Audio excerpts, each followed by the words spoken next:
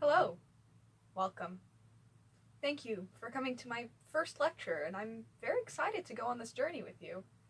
Today, I thought we could talk about a topic that we're all, at least a little bit, familiar with. Anne of Cleves. Now, what can I say about her that hasn't already been said? Well, actually, that's why we're here.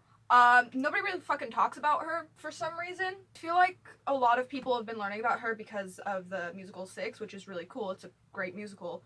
But nobody really talks about her. For the most part, in general, people talk about her asshole, the husband, who was Henry the Eighth. Sorry about the ring light. I'll figure that out later. So King Henry VIII, very famous for having 6 wives, at this point in his life was on wife number 3. Her name was Jane Seymour. She was like the love of his life. He's really into her. Coincidentally, was the one who gave him a son. I'm sure that had nothing to do with it. So Jane Seymour has a son. Everyone's happy. They're like, oh, wife number 3 finally did it. Oh. And she dies. Shockingly, she didn't die because of him. She just died from illness, natural causes. She had a baby. It was the 1500s. That rarely works out for anyone. So she dies, and the problem is that King Henry needs a wife, because that's just sort of how politics with royalty worked back then. If you're all alone and shit, it's like, the country's, the heritage of the country's fucking imploding. I don't know, he just needs more kids. Yeah. Other problem though, King Henry wasn't like a good leader. He kind of sucked. The rest of the world sort of hated him. He didn't really have that many options. Now, back in these times, most people liked the Pope. They thought he was cool. They listened to what he said, except Henry didn't listen to what he said, because King Henry had his first wife, Catherine of Aragon, divorced her, which was a big no-no back then, which pissed off the Pope, and Pope's like, hey, marriage is sacred. You get married, you stay married. And he's like, no, I don't want to, because of a lovely lady he met. And I feel really bad because I'm sort of blanking on her name. Are you out there? Fuck, okay. Anne Boleyn. They all sort of had the same names. You're gonna see that often with King Henry. Anne Boleyn was kind of like, whoa, she's hot and like cool and shit. And so Henry was like, I don't want this one anymore. I want this one. So he pissed off the Pope to divorce this one and then married this one. But this one cheated on him. She died. And then he married Jane Seymour. So Jane Seymour, okay, back to the beginning, dies after having his baby. And he's like, fuck, I need a new wife. So he's like going around. He's like, oh, the French hate me. Oh, Holy Roman Empire kind of owns a lot of Europe. They hate me because they like the Pope. But parts of Germany didn't like, they thought the Pope kind of sucked. So he met this guy named Duke Juliers of Cleves. I don't want to write that out.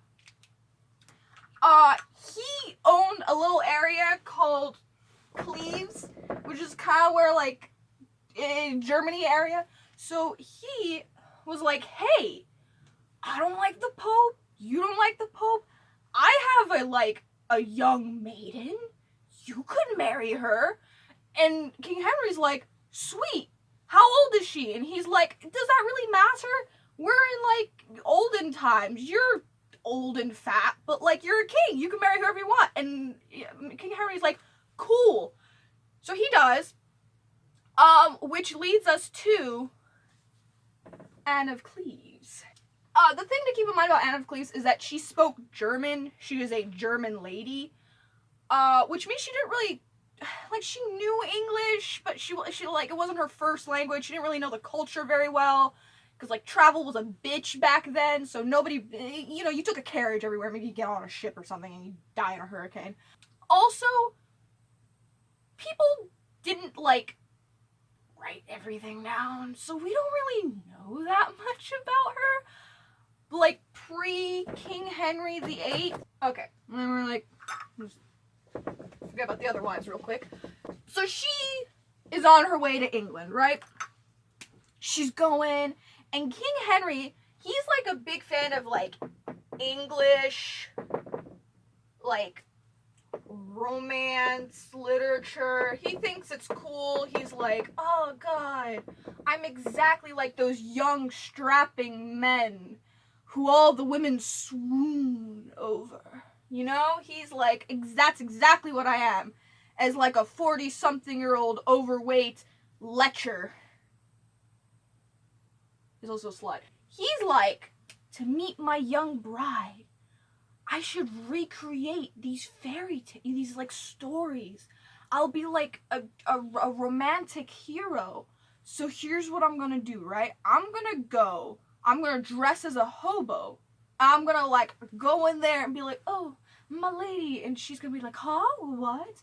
But the idea in these stories was that, you know, the woman would be like, I recognize my love. I know who you are. And they'd like make out or something. Reiterating, she's German? Like, she doesn't read English literature because she's German? So when this old man who like is kind of like hobbling towards her and it looks like a hobo, also she's she's nobility, so she essentially is seeing like a scary homeless man just kind of walking towards her. Her immediate reaction is, holy shit, who let this man near me? I'm gonna die now. Stay back. So like, he's like, bitch, I put this thing together, I'm your future husband. And she's like, you expected me to know that? Huh? But in German? I don't know what huh would be in German. She immediately, the relationship is on a bad start. Because, like, also other people were there. So they saw her reject him and be like, ah, God, who are you? But he's already made a deal with this guy. So, like, he can't go back on marrying her. They don't like each other now. King Henry's pissed. She doesn't, she's weird. She's weirded out because she's like, what the hell? But I'm a woman in the 1500s, so like, what say do I have? So they get married. I can spell words. There we go. They get married, and like, you know, when marriage happens, you know, it happens. And also like he needs more kids because he's got like 2 at this point. He's only got 1 son. You know, you need a spare. Gets to the wedding night. And it doesn't happen, which is weird, because as we've established before, King Henry is a huge... You can't read that. It says whore. He's a whore. He's a man whore. So he sleeps around constantly. Anne Boleyn was murdered. Like, she was beheaded because she slept around with guys, but like, he did the exact same thing. Not with guys, but like, I'm sure there's fan fiction of that somewhere. She's like a young woman who's not been given a lot. There's like no such thing as sex ed other than like, yeah, sometimes a baby happens. And like, so she's like, hey, I don't know what's going on, and I don't know what's happening here. And he's like, oh, yeah, bro, I would have totally slept with her, but she's fucking hideous. And she smells bad. And he's just like, you know, it's just not working. And I don't like her already. It has nothing to do with the fact that she thought, you know, she was scared of me. God. She's horrible. You know, people have debated, and people are like, oh, well, why wouldn't he? You know, like, this is a political marriage. It makes sense. He needs another child. He just got married. He'll put it in anything anyways. So why not? Well, it's this crazy theory, and it's like this insane thing called ED. His dick don't work anymore. Obviously, we can't know that for sure, because, like, they wouldn't have written that down in official records. But, like, he's an older guy. He's kind of heavy set.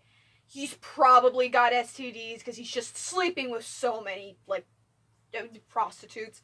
And, like, that's just probably what it is. He's king. His lineage is what's gonna determine, like, the fate of a country, and also, like, the fate of, like, other countries, because England's, like, a big deal, and they just, like, shove themselves in so many other people's shit, that, like, him not being able to have children is really bad. Like, if other people found that out, they'd be like, oh, look at Henry. Oh, you can't hide the sausage anymore, boy. He needs to be able to tell other people, like, oh, yeah, no, So he blames it on Anne. Because, like, oh, if it's because, you know, his young wife is fucking disgusting, that's not his fault. No. He's fine. He's good. He can have more kids if he wants. Anne essentially becomes the laughingstock of the royal court. She is, you know, like, it goes around, which is weird because people, oh fuck, I should probably mention this earlier. So, like, the way that he found out whether or not he wanted to marry her was by looking at a portrait of her and would be like, oh yeah, I like that. This is hot. And like, and then she came over, stuff happens, this, and he's like, oh, she's hideous, she doesn't look like a picture, but, like, everyone could tell that she looked like her picture, because, like, obviously, and they're like, oh, yeah, she's pretty, she looks like her picture. He's the king, so they can't say shit, so they have to go along with it, so they start making fun of her, and being like, oh, and they call her the Flanders mare, which is basically like, hey, you had one job, Anne, and you're too ugly to do it. No babies. She's now the laughingstock of England, and people are making fun of her, and she's just like, bro, what the fuck? And he's like, I wanna fuck. So then, oh, okay, so then he's like, hey, church that I helped put together, and it's not the Pope, because Pope don't like us, Pope's still angry. I want to get divorced again, because she's not doing it for me. And there's this chick called Catherine Howard. I can spell. There's a girl named Catherine Howard who's like 16, but like, oh, damn, 16-year-olds. Am I right, boys? And I'm not sure if she was 16, but she was young. And he was like in his 40s. So it was gross either way. And he's like, I want that, but I'm married to that. Divorce? And they're like, well, did you ever consummate? And he's like, no, because she's ugly, remember? They're like, oh, yeah. They divorce, but he don't want to mess with Dad, because Dad is like, no, you can't send her back. That's gonna look really bad on me. And you already don't have friends. We're barely friends. You better take care of Anne. She's instead becomes like a queen sister family member thing. King Henry basically pays for her and is like giving her just like a shitload of money. Be like, look, you can have your own castle. You get your own life. Do what you want, babe. I just don't want to be around you. And also I want to marry her. She gets her own... I'm going to use a different color, please. She gets her own castle. She gets her own castle, And she gets her own servants, she gets her own entourage, she gets paid like a salary for existing. And essentially she becomes one of the richest women in history because she's just like, she doesn't have to share it with anyone. Her job is to just exist away from her ex-husband, which, God, I imagine so many people would love. She lives out the rest of her days pretty alright. Like, she's doing alright for herself. She lives past Henry. She goes to the funeral. She likes, she goes up to like her stepkids, or kind of, whatever they are now. She's like, oh, I'm sorry your dad died. He sucked. She ended up, outliving him, which is more than you could say for like half of them died before he died. Or like half, he was kind of like directly, he beheads Catherine. He beheads her. I don't have her anymore. Other Anne also beheaded. I feel like there's a song for this. Catherine of Aragon, he divorced her. So she lived. She was fine. She never got to see her kid anymore, though, which is really sad. The last one lived, though. She outlived him.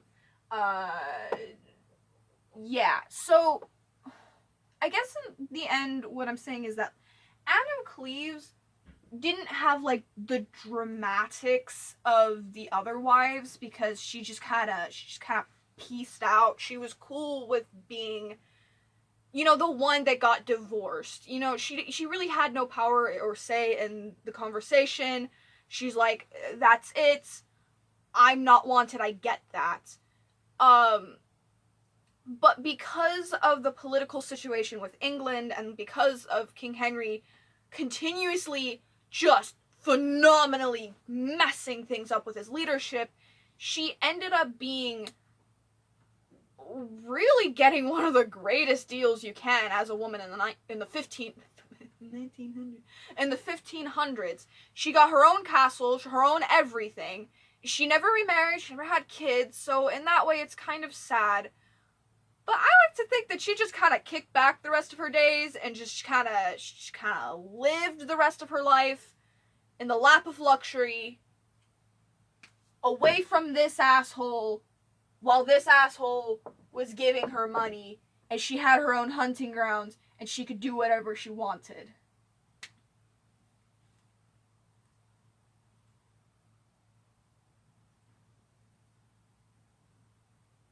Did you learn anything? I don't know how to end this. History's fun. Look up more into it. Respect Anne of Cleves. Check out Six the Musical. It's pretty cool. Might do this again for one of the... Probably not. I have other ideas. Thank you for coming to my first lecture. This was fun. Can I leave now? No? Okay.